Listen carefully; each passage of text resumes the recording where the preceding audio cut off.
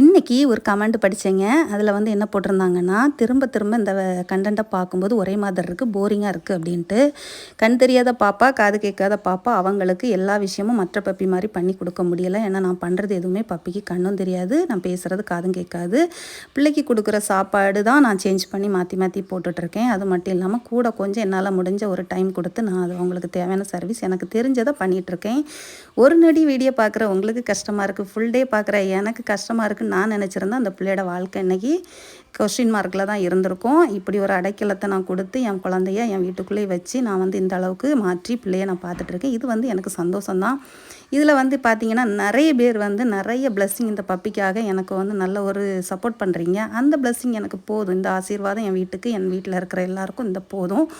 இந்த ஆசீர்வாதத்தை பெற்று நான் அந்த பிள்ளைய நானும் கொஞ்சம் ஆரோக்கியமாக இருந்து பிள்ளைய நான் பார்க்குறதுக்கு நீங்கள் எல்லோரும் சப்போர்ட் பண்ணுறீங்க. அது எனக்கு போதுங்க. ரொம்ப நன்றி.